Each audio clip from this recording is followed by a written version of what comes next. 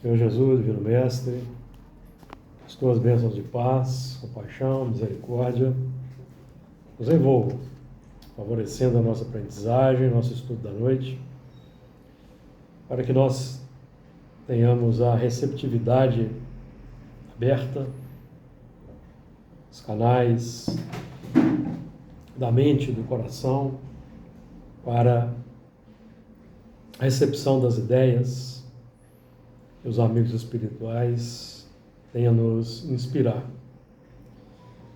Que o nosso estudo seja proveitoso para o nosso progresso, nossa evolução, nossa transformação moral, também para os amigos espirituais que nesta casa se encontram estagiando, seja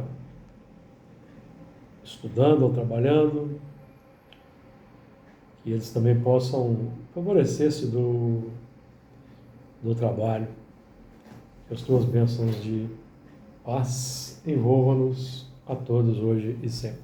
Muito bem, dando continuidade então ao estudo do Apocalipse, já nos aproximando do final do estudo.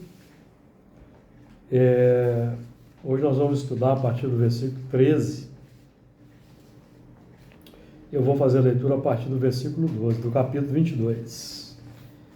Eis que cedo venho, e o meu galardão está comigo, para dar a cada um segundo a sua obra. Eu sou o Alfa e o Ômega, o princípio e o fim, o primeiro e o derradeiro. Bem-aventurados aqueles que lavam as suas vestiduras no sangue do Cordeiro, para que tenham direito à árvore da vida e possam entrar na cidade pelas portas. Ficarão de fora os cães e os feiticeiros, e os que se prostituem, e os homicidas, e os idólatras, e qualquer que ama e comete a mentira. Eu, Jesus, enviei o meu anjo para vos testificar estas coisas nas igrejas. Eu sou a raiz e a geração de Davi, a resplandecente estrela da manhã. E o Espírito e a esposa dizem, vem. E quem ouve, diga, vem. E quem tem sede, venha. E quem quiser, tome de graça da água da vida. Porque eu testifico a todo aquele que ouvir as palavras da profecia deste livro, que, se alguém lhes acrescentar alguma coisa, Deus fará vir sobre ele as pragas que estão escritas neste livro. E se alguém tirar quaisquer palavras do livro desta profecia, Deus tirará a sua parte da árvore da vida e da cidade santa, que estão escritas neste livro. Aquele que testifica estas coisas diz, certamente cedo vem. Amém. Ora vem, Senhor Jesus. A graça de nosso Senhor Jesus Cristo seja com todos vós. Boa noite. Pode sentar no seu lugar de sempre. E eu aqui me empenhei para preservá-lo, porque tinha uns aí querendo tomá-lo. Muito bem, então a partir do versículo 13, nós já estudamos o versículo 13, vamos passar rapidamente por ele, para avançarmos aí para o versículo 14. Eu sou o Alfa e o Ômega, o princípio e o fim, o primeiro e o derradeiro. Nós já falamos na semana passada, e o Jesus é quem está dizendo aqui, quem está fazendo esse enunciado. Eu sou o Alfa e o Ômega, ele estava aqui no início do mundo, na formação do mundo, e estará também no final da formação deste mundo, quando o ciclo deste mundo, o ciclo evolutivo deste mundo, sua função cósmica tiver terminado. Nós sabemos que a Terra, seguindo aí a sequência natural das coisas, ela vai ter mais 5 bilhões de anos de integridade. Isso não quer dizer que ela vai ter condições de manter a vida como nós a conhecemos por 5 bilhões? Porque a Terra está esfriando gradativamente. Embora aí nós temos aí os fenômenos aí do aquecimento global, das mudanças climáticas que ainda está sendo estudado, ainda causa uma certa polêmica, mas em termos geológicos, nós sabemos que o núcleo da Terra vai se esfriar completamente um dia. E quando o núcleo da Terra estiver frio, vão cessar os movimentos tectônicos, por exemplo. A tectônica de placas vai se interromper, a deriva continental não vai acontecer mais. E o planeta, então, vai perder o seu campo magnético, porque o que mantém o campo magnético da Terra, que protege contra chamados vento solar, por exemplo. O que é o vento solar? Não é o vento como nós conhecemos, não. É a emissão de partículas as mais variadas da natureza que o Sol irradia. Raios X, raios gama, raios ultravioleta. E o campo eletromagnético é que protege a Terra e não permite que os raios gama, os raios X, os raios ultravioleta, por exemplo, penetrem na Terra, o que extinguiria a vida. A nossa vida aqui biológica como conhecemos. Então, quando o núcleo terreno, o núcleo da Terra esfriar, não vai haver mais o campo magnético. O que mantém esse campo magnético é o movimento circulatório do ferro-níquel fundido no centro. Ferro-níquel fundido. 6 milhões de graus. Acho que são 6 milhões de graus Celsius aproximadamente, uma coisa parecida. Então esse metal fundido em movimento é que gera o campo eletromagnético, que protege das partículas radioativas, raio-x, que tem origem no vento solar e no vento interestelar de outras estrelas. Então, quando acontecer isso, a vida como nós a conhecemos vai se extinguir. Mas o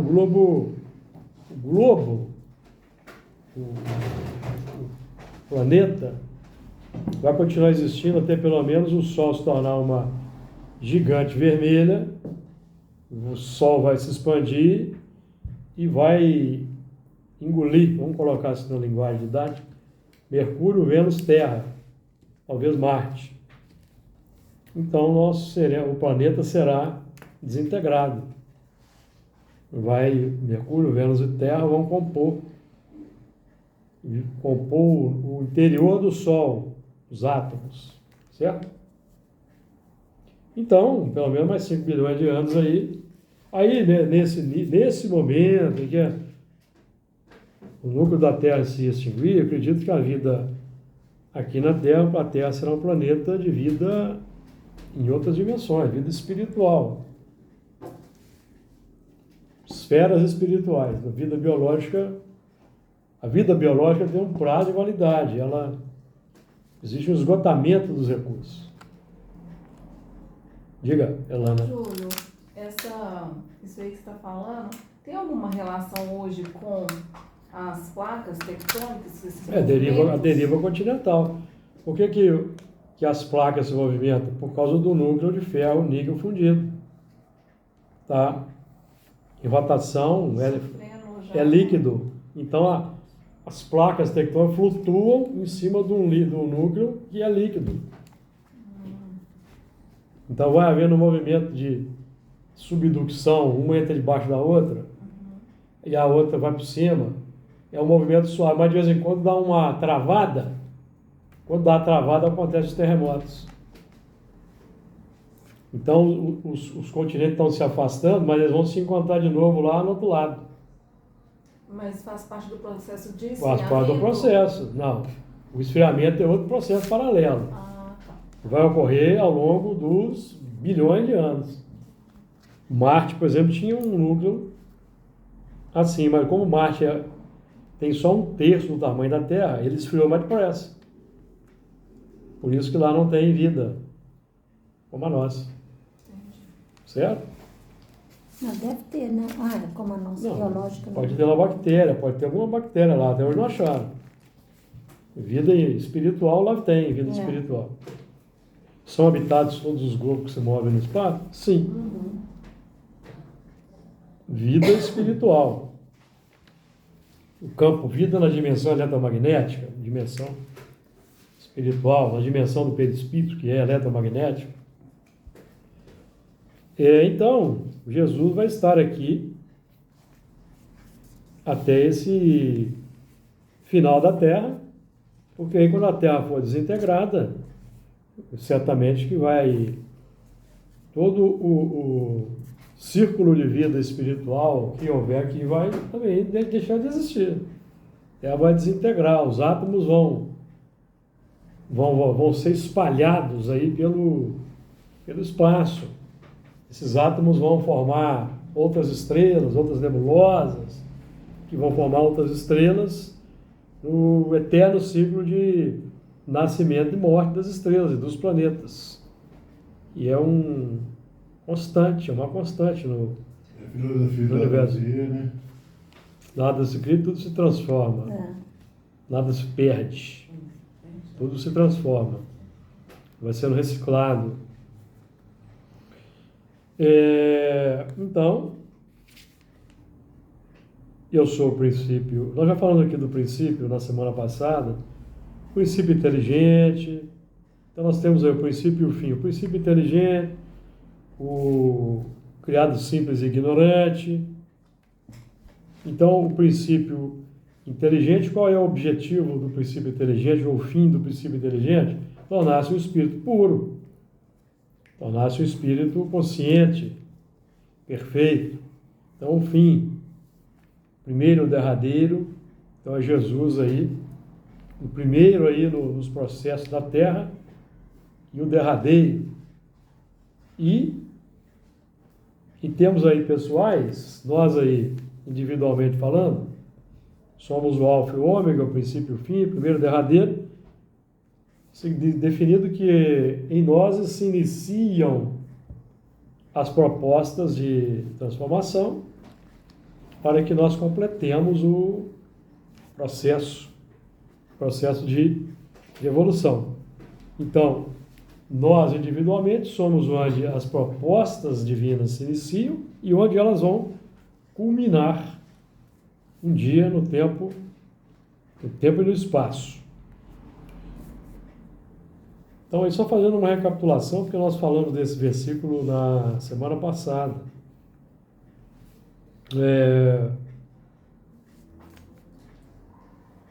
Em termos de ciclo de evolução, podemos também dizer que os ciclos se interpenetram, temos ciclos dentro de ciclos, que por exemplo, Ezequiel chama de roda dentro de rodas, Ezequiel 1, versículo 15 e 16, que são ciclos de evolução, roda dentro de roda, as órbitas dos planetas, as estrelas, rodas dentro de rodas, e os ciclos também, né, porque os ciclos são matemáticos, nós já estudamos bastante aqui a matemática do ciclo de evolução, que o ciclo é setenário, a matemática do ciclo setenário é 2.520, 7 vezes 360, 2.520, então nós temos os ciclos de 2.520 anos, os ciclos da coletividade e os ciclos individuais também. Nós também temos ciclos individuais. Quando a gente tem conhecimento de existências anteriores, como tem acontecido aqui no Caminho-Chave, e já fizemos alguma conta e já descobrimos um ciclo da nossa experiência pessoal.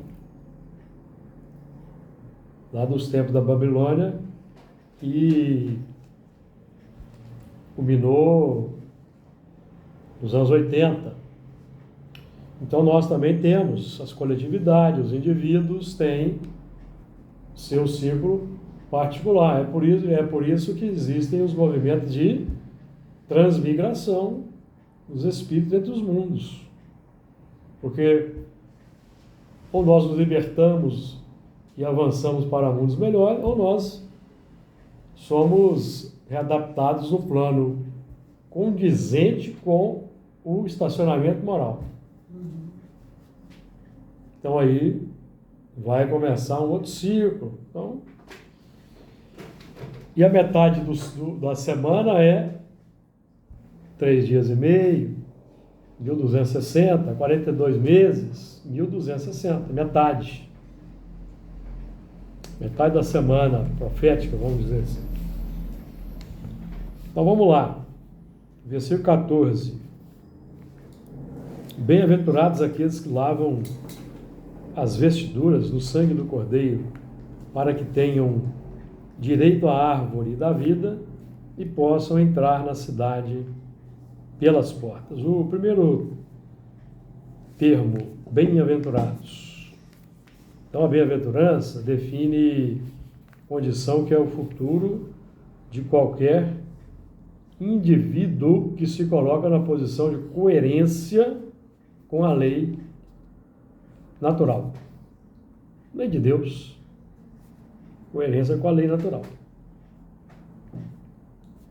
Se nós não nos colocamos em condição de coerência com a lei natural, nós então somos auxiliados pela lei de causa e efeito, que vai reajustar os procedimentos à faixa da lei natural.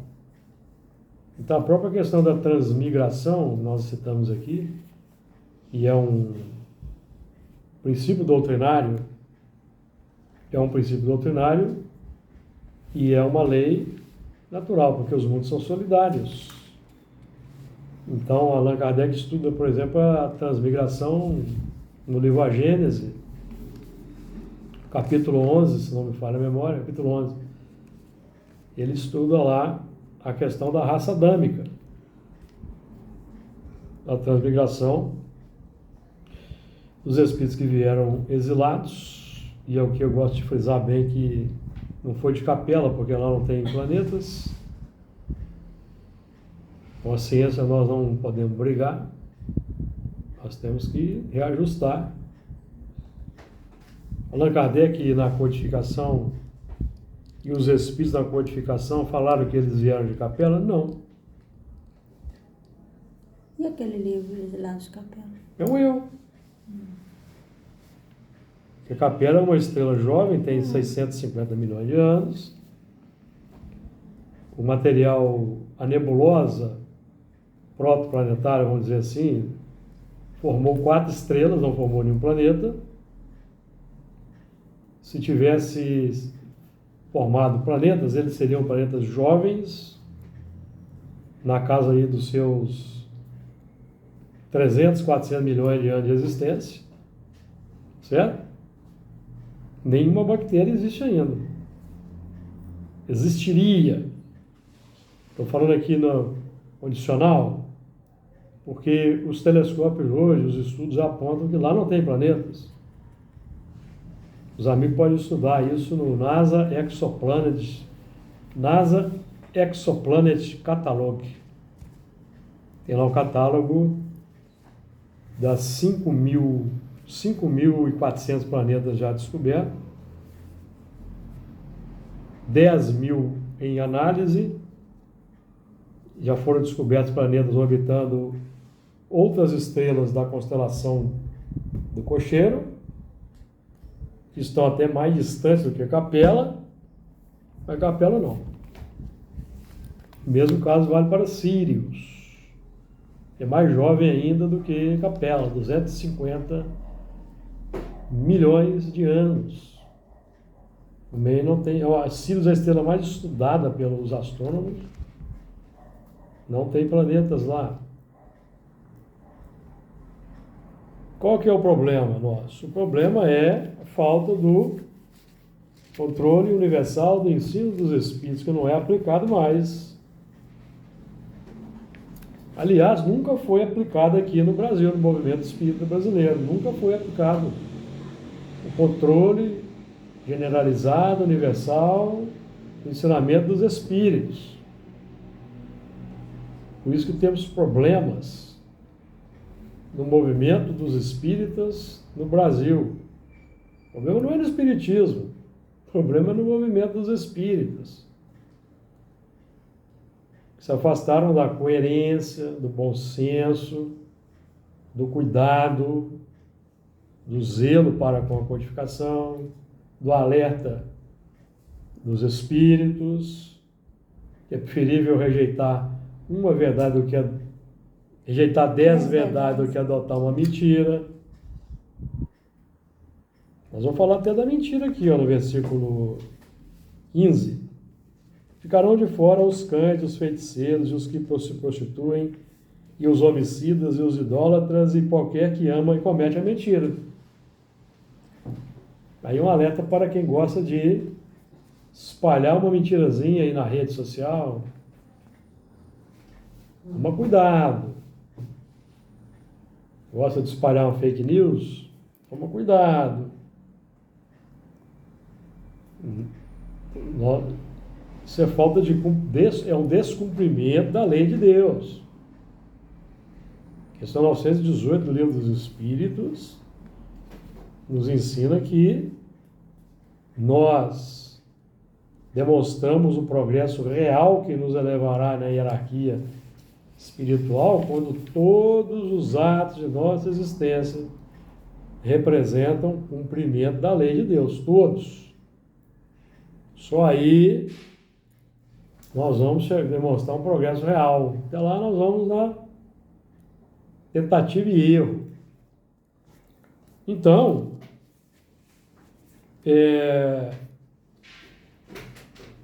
os espíritos na codificação não se arriscaram a dizer de onde vieram os exilados. Por quê? Porque talvez não fosse permitido informar naquele tempo de que planeta vieram.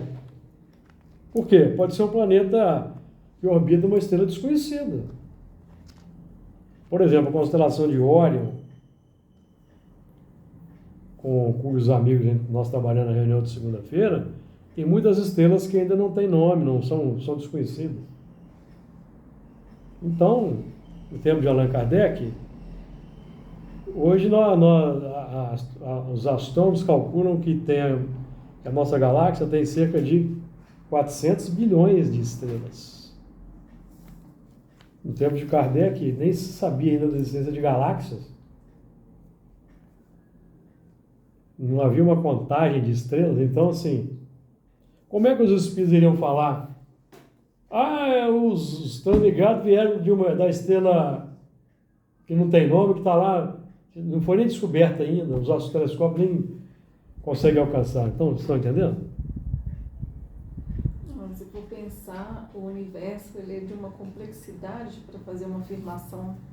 Né? E mesmo hoje nós ainda não nomeamos todas as 400 bilhões de estrelas da nossa galáxia. Trabalho colossal você. Então como é que os espíritos vão falar? Hoje pode falar, como já tem um conhecimento mais vasto de constelações. Olha, vieram da região da constelação, que vocês conhecem como constelação, vou chutar aqui, Órion. Pode ser uma possibilidade.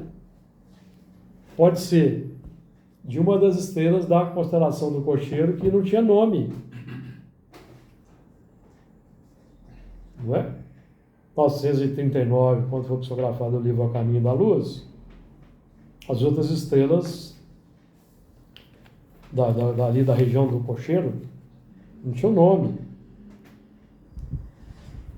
Então, aí, nosso amigo espiritual pode ter utilizado de uma licença, certo? Posso falar de capela? Porque se nós tiramos a palavra capela e colocamos da região de capela, fica mais apropriado. Porque nós, então, por exemplo, descobriram lá na região constelação de Cocheiro, foram descobertos 7 planetas orbitando cada um uma estrela, gigantes gasosos do tamanho de Júpiter. Então, os menores ainda não foram descobertos. Então, pode ser de um desses lá que vão ser descobertos, certo? Uma capela que é bastante estudada, não tem. Sinto muito. Não tem, não. Mesmo que tivesse 600 milhões de anos de existência da estrela, o planeta é mais jovem. Seria mais jovem, né?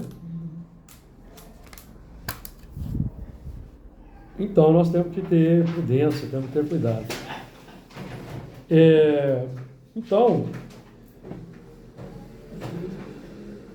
essa bem-aventurança é o resultado da purificação realizada ao longo de uma série de reencarnações, passando aí por alguns planetas diferentes.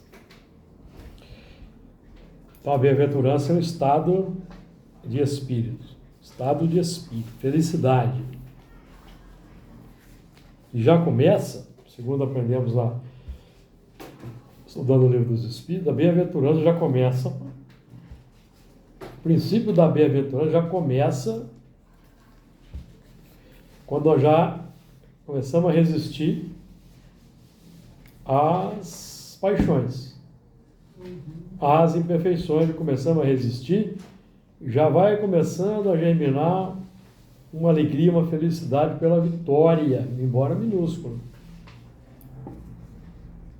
Que é o galardão, nós estudamos aqui o galardão já, é o galardão, a felicidade, a glória, a bem-aventurança, a harmonia, é o galardão.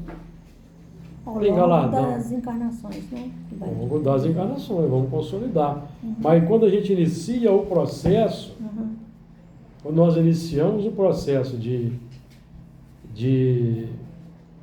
combate às inclinações más, já começamos a sentir a alegria das pequenas vitórias. Não é assim que acontece? Nós conseguimos refrear, por exemplo, a língua num dado momento. A gente não sente uma satisfação? Embora pode ser que no outro momento a gente vai... Porque nós oscilamos, certo? Nós oscilamos. Nós ainda oscilamos, nós somos puros, espíritos puros.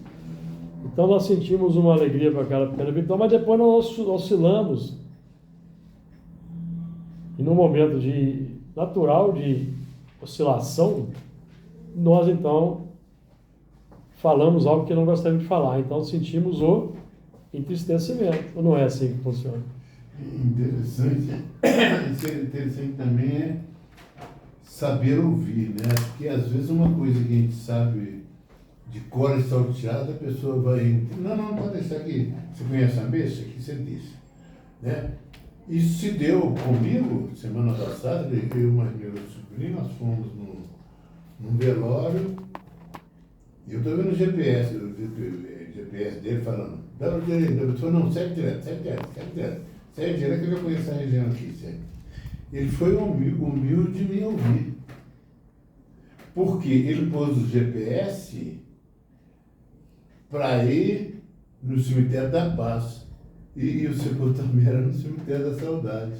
Quer dizer, ele foi humilde de me ouvir. Não, deixe, eu conheço. Você faça uma oferta, tio, isso aqui comigo se eu desço. Quer dizer, a humildade, saber ouvir. A humildade é atributo de Deus no reino do eu. Eu fiquei feliz por isso. Aprendemos no pensamento de vida. É que esse combate, esse conforto, né, pós você conseguir realmente combater essa má inclinação, você consegue perceber isso intimamente. Não é um prazer momentâneo, é um prazer que é como se tocasse na sua alma mesmo. Já é a bem-aventurança em estado embrionário começando. Ela começa fiote. São as virtudes aí vai que vão, né, medindo. A bem-aventurança começa fiotinho, aí vai crescendo. É mesmo. Até que a gente completa o quadro, nos tornando espíritos puros. Aí tem um outro início.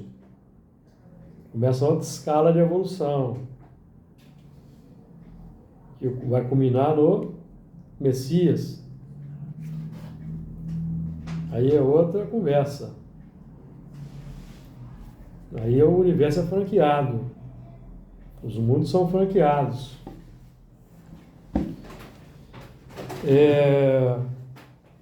Então é o galardão, nós estudamos aqui no versículo 12, o galardão, a glória. Bem-aventurados, já falamos bastante, aqueles que lavam as vestiduras no sangue do Cordeiro. Parece um negócio tão engraçado que é lavar no sangue. Alguém tentar lavar no sangue alguma coisa não vai dar certo, vai? Não tem como. Mas aqui é simbólico, tá? O sangue do Cordeiro é o quê? Tudo que ele fez na terra, é o sangue. É a obra dele. Ela sabe, ele é figura de linguagem, né? O sangue representa pureza, não é isso? Não, o sangue representa o que você faz no automático. Conjugado com o que você está se esforçando. Então nós temos o sangue automático, trazendo os milênios. A gente sente alegria, por exemplo, quando chuta o balde. A gente não sente de vez em quando? Você chutou o balde, você sente até alegria chutando o balde? Às vezes sente mal depois. Não, mas no primeiro momento não sente um prazer? Por quê? Porque é a nossa vida. Automático. Ainda. Automático. Vamos recuar 2000 anos nesse procedimento. Era a nossa tônica de vida. A alegria na iniquidade. Não é? Temos aí o Império Romano, aí, quem tem estudado aí, tem Babilônia, que é a tônica aqui do Apocalipse, Babilônia e Roma, do que já temos notícia aqui no nosso grupo. A nossa alegria naqueles tempos, qual era? É o domínio, Crueldade, né? supremacia. Então, mas mesmo atuando daquela maneira, nós estávamos adquirindo riquezas.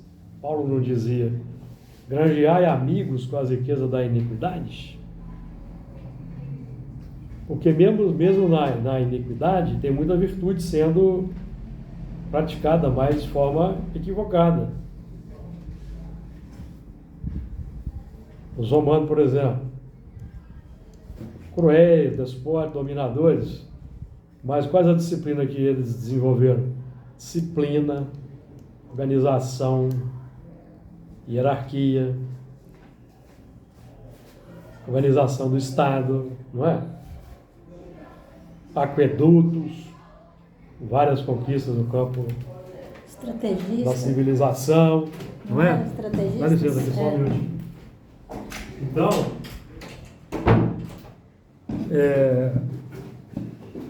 capacidade de estratégia, matemática. Então, riquezas adquiridas com a iniquidade. Isso não se perde. Nós vamos colocar todo esse sangue que foi conquistado, agora a serviço de Jesus. Mas me vem à mente que é algo também que os romanos, né, eles conquistavam e aqueles inteligentes que eram aprisionados, transformados em escravos para ser professores dos filhos deles. No caso, por exemplo, dos gregos. Né? Dos gregos, Quer dizer, através da iniquidade levava a cultura para E muitos espíritos estavam ali refundindo sentimentos escravizados. Lembrando que os espíritos que foram romanos, eles também eram escravos, reencarnavam como escravos. Na própria revista Espírita, por exemplo, tem notícias de Júlio César, ele mesmo dizendo lá que ele foi escravo em várias existências. Nós aqui já conhecemos a história do Jerônimo, não conhecemos? Aqui aquele personagem que viveu em Lavras, no século XIX. Todos aqui no grupo já conhecem. Não foi romano no passado? Romano, inquisidor, babilônico. Então essa foi uma existência. Mas certamente houve outras. Que o elemento não fica só na crista do poder. Todas as existências não, vai, né? Uma existência ele é pedra, na outra ele é telhado. Vamos colocar assim numa linguagem didática. Lá a gente vê a história do irmão, né? Numa existência ele é a espada, na outra ele é o pescoço. Certo, Fernando? É que é o ditado popular, quem confere um velho, conversa anterior. Ué. Mas me preocupa muito essas pessoas que gostam de esbravejar, de se enraivecer e falar, soltei os bichos. Tudo bem, mas o bicho é dele, né? Depois tem que recolher todos. Tem que recolher. Soltou Esse a é o grande problema, ele né? como Arca de trazendo aqui para o Apocalipse, ele abriu a arca, soltou todo mundo. Pois não, exatamente isso que eu estou falando. É interessante, é a mesma coisa, uma alma. É. Amor com o quê, né? Depois tem que recolher os bichos tudo, cobra, lagartos, Tem que sair recolhendo a turma. aqueles coelhos ferozes que... Tem que sair recolhendo. É. Então o lavar aí, lavar como? Pela água da reencarnação, corpo físico, 70% de água. Ventre materno, água. Então vai lavar no sangue do corpo, ou seja, você vai renascer e vai... Jesus é o modelo e guia, é o tipo mais perfeito. Temos que praticar os exemplos dele, que são o sangue. Que são o sangue. Aproveitar o máximo para a reencarnação, né? Que são o sangue. Os exemplos de Jesus é o sangue dele. Assim como nossos exemplos é o nosso sangue. O nosso sangue tem uma mistura ainda. Nosso sangue está misturado ainda. Tem um pouquinho do sangue de Jesus às vezes, o sangue dos animais ainda. Então, nós estamos aqui fazendo o que aqui na casa de Camilo Chaves aqui? Transfusão de sangue. Estamos fazendo a transfusão de sangue, buscando aqui deixar o sangue de Jesus entrar pela porta, nós vamos falar da porta aí mais à frente, entrar pela porta do coração, pela porta somente do coração, porque a mente, nós intelectualmente já somos muito avançados, já viemos de outros orbes, estamos aqui em reciclagem na Terra. Então a porta, esse exemplo de Jesus tem que entrar pela porta do coração. E é o amor sendo acionado para a adoção desses princípios aqui. Então, lavar Então, o sangue do Cordeiro define o grau das nossas posturas na vida, nos fundamentos da renúncia e do sacrifício. Esse aqui é o sangue do Cordeiro. Estamos conseguindo renunciar e sacrificar muitas coisas? É o sangue do Cordeiro. Ainda não conseguimos sacrificar e renunciar a tudo, porque nós temos o quê? Temos uma vida interior, temos um sangue já estruturado, que não tem como nós abrirmos mão desse sangue. Nós ainda não conseguimos. Por isso que o progresso é lento. Por isso que nós temos que ir com calma, com serenidade, compreendendo que nós temos barreiras, que as barreiras elas se manifestam no mundo interior nos momentos de crise, de desafio. Aí que nós vemos as barreiras. Então temos que ter calma, temos que ter paciência, porque nós não vamos conseguir dar determinados passos ainda nessa existência. Até porque, amigo, todos temos o direito à alegria e à felicidade no patamar que nós estamos. Desde que o que estejamos fazendo não seja atentatório contra os mandamentos. Desde que o que nos dá alegria não seja o descumprimento da lei de Deus no sentido crasso. Tá certo? Nós vamos espalhar uma mentira aí sabendo que é uma mentira na rede social, com o conhecimento que nós temos. E mesmo que a gente não saiba, eu não sei se é mentira, Basta uma pesquisa rápida no navegador e nós descobrimos se é mentira ou se é verdade. Então, nós espíritas somos chamados ao acionar o sangue de Kardec. Temos o sangue de Jesus, o sangue de Kardec. Olha o sangue de Kardec, o bom senso. Kardec era chamado por família Flammarion de bom senso encarnado. Então, bom senso, prudência,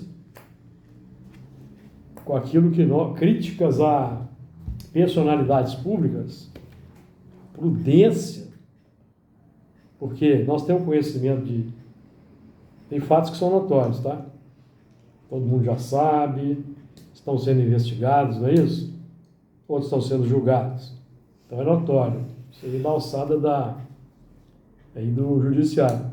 Mas às vezes tem coisas que nós não temos certeza, então vamos ser prudentes.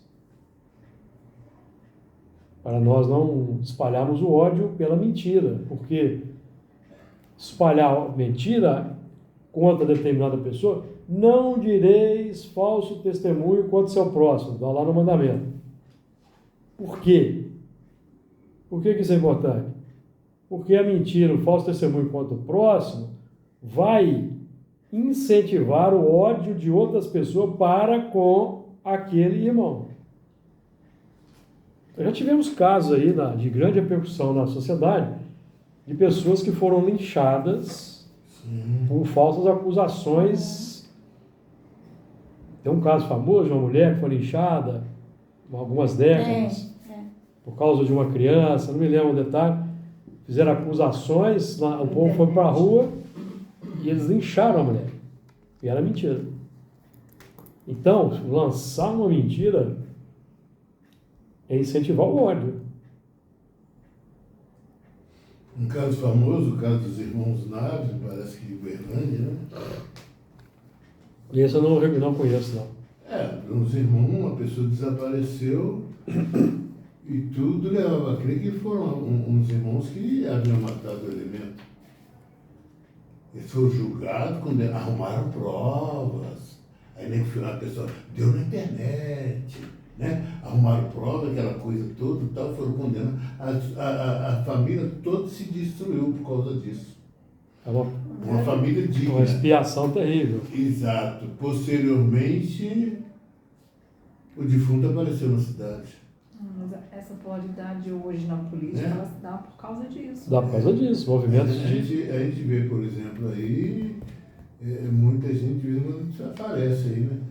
A pessoa cumpriu 5 anos de cadeia e quem cometeu o crime descobriu que foi outra pessoa. Não.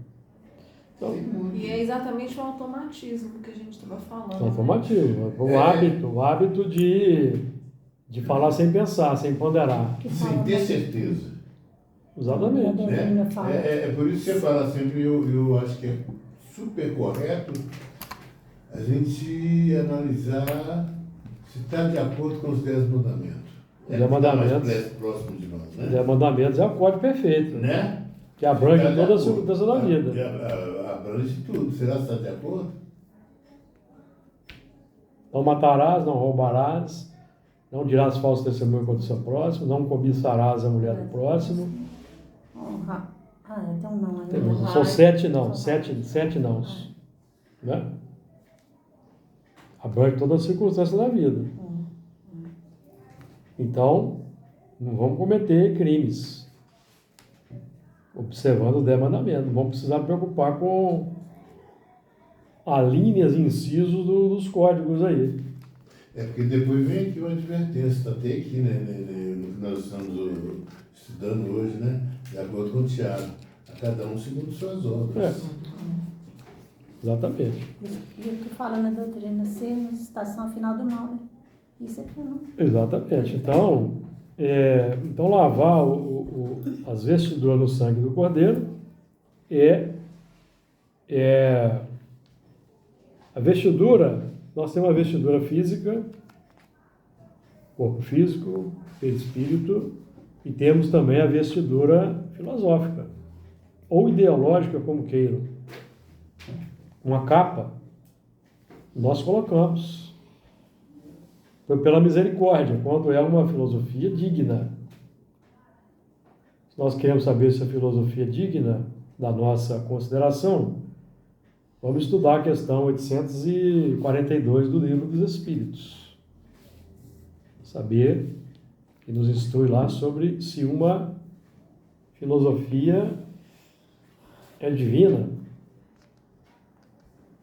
Qual que é a melhor filosofia? É aquela que faz mais irmãos, que não separa os homens, que não incentiva o ódio, a desunião. 842. Por quem disso se pode reconhecer uma filosofia correta. Está de acordo com o nosso plano aqui de entendimento espírita. Que melhor número de homens de bens, né? Melhor número, exatamente. Maior número de homens de bem quiser. Quando se fala de religião, a melhor não existe melhor religião, né? A religião que é a melhor é aquela que abrange as leis de Deus. Isso. Por exemplo, toda religião que incorporar reencarnação, pluralidade dos mundos, mortalidade, vida futura, comunicabilidade dos espíritos, vai ser a melhor religião, porque isso nós estamos falando de leis naturais. São leis naturais. Então nós estamos falando aqui, nós não estamos trabalhando aqui no campo do espiritismo com o conceito de uma religião dogmática. Nós trabalhamos aqui com uma filosofia de consequências morais que é o espiritismo, que leva à religiosidade natural e não dogmática. E a religiosidade dogmática é aquela que se pratica nos templos, observando sacramentos, liturgias, dogmas, dogmática, que é separatista, muitas vezes, exclusivista. O espiritismo não, ele é inclusivista. Por quê? Porque você pode ser muçulmano, evangélico, budista, católico e ser espírita. Porque o espiritismo ele ensina as leis naturais que a ciência humana ainda não consegue descobrir. Mortalidade, reencarnação, pluralidade dos mundos, vidas sucessivas, vida espiritual, são leis naturais, sobrevivência, comunicabilidade dos espíritos, estão falando de leis naturais, isso não é dogma. Se bem que isso que você falou aí, você pode ser das outras religiões, budista, principalmente as evangélicas, católicas e tal, e praticar espiritismo. Só que à medida que a pessoa vai praticando espiritismo, sem perceber vai se afastando. Não, porque o Kardec já falava que as pessoas não precisavam, Kardec já dizia que as pessoas não precisam sair da sua religião para ser espírita. Adquire mais conhecimento. Por quê? O que falta para aquela religião dela ser uma religião completa? Reencarnação, Entender as leis de Deus. mortalidade, vida futura. Falta esse conhecimento. Ela pode continuar acreditando nos filósofos que ela acredita lá. Ela pode continuar estudando Buda, Lao Tse, Confúcio, Martim Lutero e tantos outros. Basta acrescentar a lei natural. Agora, tem gente que não concorda com que reencarnação, imortalidade é lei natural. Não concorda. Paciência. Paciência com quem não concorda. Mas todo aquele que se aplica com isenção, estudar e observar a vida, o fenômeno mediúnico, ele vai chegar à conclusão de que é verdade. Então, por isso é que no futuro, está lá na Revista Espírita, deixará de haver religiões dogmáticas. Vai haver qual religião? Religião natural. Qual que é a religião natural? Deus, universo, reencarnação, imortalidade, pluralidade dos mundos, vida futura. A reverência para com o universo. Logicamente que conscientizando-nos da reencarnação, nós precisamos então saber como é que vai ser a nossa vida futura, o que eu preciso fazer para ter uma vida futura melhor. Aí entram os preceitos morais elevados que todas as religiões ensinam. A parte moral, por exemplo, do Evangelho, que Allan Kardec destaca no Evangelho segundo o Espiritismo, é sublime, é atemporal. Já notaram como que Kardec organizou o Evangelho segundo o Espiritismo? Não vim destruir a lei, 10 mandamentos. Depois, há muitas moradas na casa do Pai, mundos habitados, universo. Ninguém poderá ver o reino de Deus se não nascer outra vez, reencarnação. Depois vem, bem-aventurados os pobres de espírito, bem-aventurados os aflitos, leis, as virtudes que nós precisamos praticar no mundo. Depois a fé que move montanhas, a fé naquele sentido matemático. A fé é a vontade de querer e a certeza de que essa vontade pode obter satisfação. No nosso caso aqui, nós queremos realmente sermos espíritas, nós queremos realmente que os preceitos espíritas vinguem na nossa intimidade, porque a fé é a vontade de querer ser espírita, entre parênteses.